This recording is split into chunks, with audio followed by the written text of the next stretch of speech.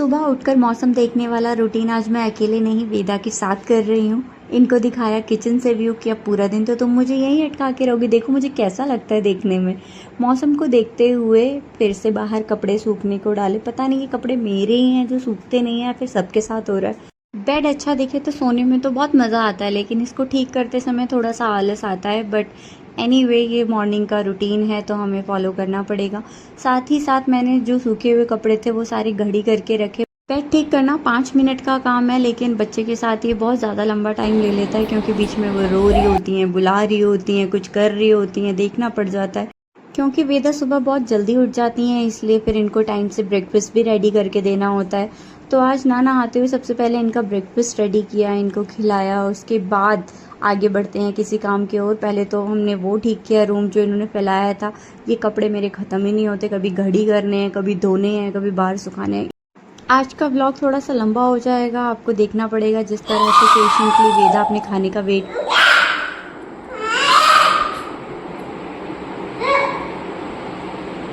ये शायद खाना लेट मिलने का गुस्सा है जो कि मुझ पर तो उतार नहीं पाएंगे।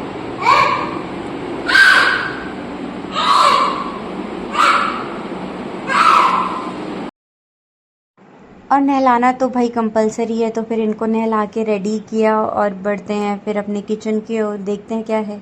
यहाँ इतना टाइम हो गया और अभी नहीं किया मैंने भी अपना ब्रेकफास्ट। तो देखिए मैं तो ब्रेकफास्ट में ये चने वगैरह ही खा पाऊँगी। लंच मुझे नहीं पता बन पाएगा नहीं बन पाएगा, क्योंकि ये उठ गई हैं। और अब अगर लंच मेरे लिए नहीं बन पाएगा तो कम से कम मैं इनके लिए बना दूँ कुछ। हालांकि इतना खाती नहीं है, मैं इनके ना खाने की वजह से ही परेशान हूँ। हमेशा कुछ ना कुछ नया ट्राई करती रहती हूँ कि शायद ये खा ले, बट कोई बात नहीं, शायद ऐसा होता होगा, बच्चे नहीं खाते होंगे इतना, मुझे ही नहीं समझ आता होगा। काफ़ी दिनों बाद मैंने टीवी में सॉन्ग्स चलाए, उसको एंजॉय करते करते यहाँ पर कुछ काम कर रही हूँ मैं। और मिक्सी की आवाज़ सुनते ही वेदा बहुत डर जाती है।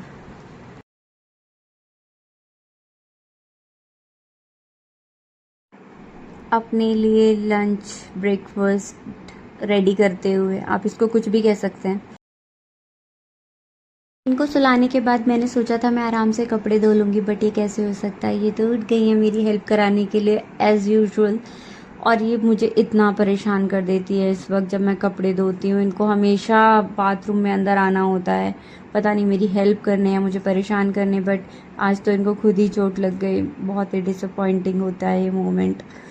एनीवे फिर थोड़ी देर बाद उनको सुलाया मैंने, और यहाँ पर आज फ्रिज साफ़ करना था, काफ़ी दिनों से टाइम नहीं मिल पा रहा था, तो मैंने फ्रिज की सफाई की अच्छे से। और मैं प्रे कर रही थी कि भगवान काश अभी ये काम हो जाए मेरा, उसके बाद वो उठे, लेकिन ऐसा नहीं हो सकता है। ये मेरे काम के बीच में ही फिर से उठ गई वेदा, और आप आगे देख सकते हैं मुझे फिर जाना पड़ा जल्दी से।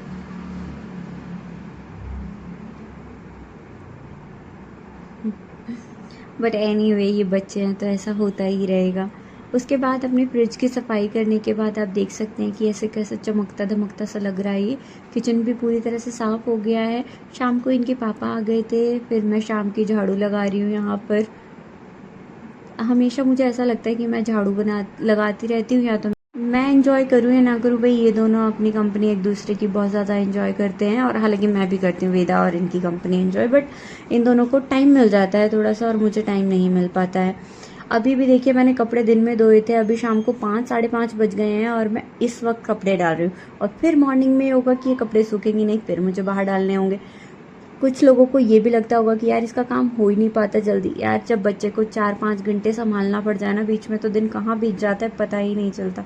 अब बिना दूसरी सांस लिए हुए मुझे आना पड़ता है यहाँ पर रात के खाने के लिए, जिसे आप कह सकते हैं कि मेरा दिन का खाना है। तो यहाँ पर पत्ता गोभी की सब्ज़ी और रोटी बनाई है मैंने। पत्ता गोभी काफ़ी दिन से पड़ी हुई थी और ऐसा दिखने में कुछ लगा, खाने में काफ़ी अच्छा था, मैं रिव्यू लेना भूल गई इनका।